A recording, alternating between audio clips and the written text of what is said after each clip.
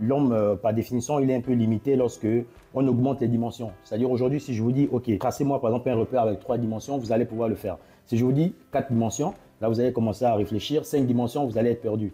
D'accord? Aujourd'hui, avec la donnée et avec les mathématiques et des modèles des IA, d'intelligence artificielle, on a la possibilité de pouvoir mettre en place ou de pouvoir comprendre des problèmes complexes, d'accord, que ce soit la gestion du personnel ou bien d'autres. African Digital Booster, bonjour à tous, bienvenue dans le cadre justement de ce grand déjeuner numérique prévu le samedi 2 décembre au 26 avenue Bis Raphaël à l'ambassade du Gabon. Ce sera donc la 3e édition. Nous avons donc dans notre série d'entretiens le plaisir de recevoir sur ce plateau Geoff Archerol Mingama Bamba qui est avec nous. Bonjour. Bonjour. Alors présentez-vous à nos chers téléspectateurs. Oui, dire bonjour à tous, merci aussi de m'avoir invité. Donc moi je m'appelle Geoff Mingama Bamba, je suis senior data scientist, diplômé de l'ESUA. Donc je travaille dans l'intelligence artificielle, ça fait déjà plus de 6 ans. Et donc du coup si je veux présenter mon métier rapidement, donc l'intelligence artificielle c'est quoi aujourd'hui? C'est vrai, on en parle beaucoup avec les IA génératives. Il faut savoir que c'est quelque chose qui existe depuis très longtemps. Et bon, les entreprises n'avaient pas encore forcément, on va dire, une idée précise sur c'était quoi réellement l'intelligence artificielle. Aujourd'hui c'est vrai, beaucoup veulent maintenant y aller, mais après ça consiste aussi à avoir des prérequis, quand même des acquis assez solides avant de pouvoir commencer d'implémenter l'intelligence artificielle dans une entreprise. Et donc moi, voilà, je travaille avec l'intelligence artificielle aujourd'hui. On peut faire beaucoup de choses dans plusieurs domaines d'activités différents. Donc moi, je suis principalement dans l'industrie, mais pas que. On peut déployer dans la finance et bien d'autres. Je pense qu'on aura le temps d'échanger. Alors, on va parler de vos missions. Vous aidez donc les entreprises à devenir data-driven. Est-ce que vous pouvez expliquer justement? En fait, data-driven, c'est quoi? C'est juste le fait de pouvoir prendre des décisions basées sur la donnée. C'est qu'aujourd'hui, il y a beaucoup de données avec l'essor du big data. Donc, le big data, c'est la gestion massive de gros volumes de données. Aujourd'hui, on a des données, mais qu'est-ce qu'on en fait? Comment est-ce qu'on fait pour prendre des décisions au travers de ces données? Donc, derrière, on va construire des KPI basés sur des informations métiers. D'accord? On va échanger avec le métier. Donc, on échange beaucoup avec des personnes qui ne sont pas forcément du domaine, mais qui connaissent leur métier pour venir récupérer des assets, donc des informations nécessaires qui vont nous permettre de construire derrière des dashboards.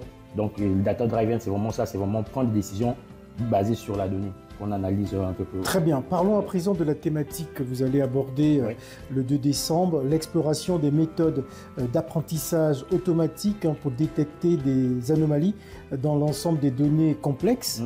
Pouvez-vous nous donner plus de détails? En fait, comme je disais tantôt, donc dans l'IA, dans l'intelligence artificielle, donc le carburant de l'IA, c'est la donnée. D'accord? Donc aujourd'hui, on se rend compte que lorsqu'on a beaucoup de données, on peut faire beaucoup de choses avec. Donc le but, c'est de se dire, OK, aujourd'hui, que ce soit dans le transport ou dans plusieurs types d'activités, même dans la santé ou encore bien dans l'agriculture, comment on peut faire pour faire ressortir l'information au travers de la donnée. Donc l'analyse de données complexes, c'est bien sûr en adéquation avec les mathématiques et aussi avec la connaissance toujours métier. Comment est-ce que je fais pour pouvoir mettre en place des modèles mathématiques qui vont me permettre de maximiser ou de pouvoir tirer de la valeur de la donnée que je récolte, que je reçois ou que j'ai stockée quelque part. Parlez-nous des applications industrielles et les préventions des défaillances. Oui. Déjà, je peux prendre un exemple simple. Comme aujourd'hui, la SNCF, ils ont des trains. Et un conducteur de train, il va freiner fréquemment. Mais aujourd'hui, on peut mettre des capteurs en fait, pour prévenir, par exemple, la panne. Donc, par exemple, que voilà, ce frein, il tombera en panne à tel moment. Donc, on va avoir des modèles prédictifs, par exemple, qui vont nous dire, OK, à telle période de l'année, le train risque de tomber en panne. Donc, on anticipe. C'est possible.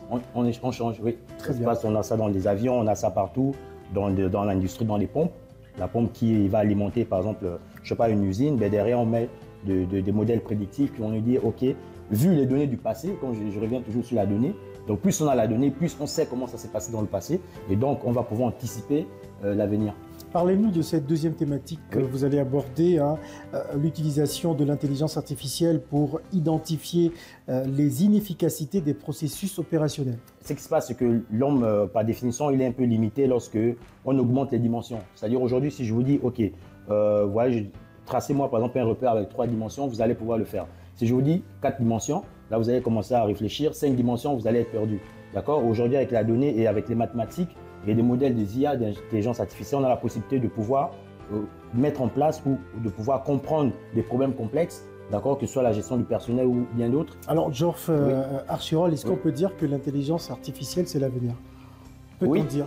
L'avenir, c'est déjà maintenant, l'intelligence artificielle. Ce n'est plus l'avenir, comme je dis, ça date quand même de très longtemps, même avant. C'est juste qu'aujourd'hui, la puissance des calculs, d'accord, il y a eu des serveurs, il y a la puissance de calcul augmentée, donc on parle effectivement beaucoup de l'intelligence artificielle. Alors, vous êtes senior data scientist, Oui. c'est bien ça. Oui. Qu'est-ce qui vous emmène dans ce métier? Ben, en fait, j'ai fait les classes prépa, d'accord? Donc, j'aimais les mathématiques et la physique.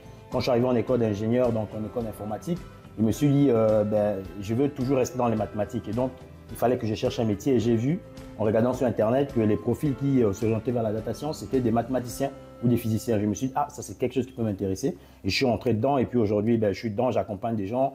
Je forme également en entreprise, je forme des ingénieurs process dans l'analyse de données, Six Sigma, le DMAIC. Donc, c'est la réduction des variations.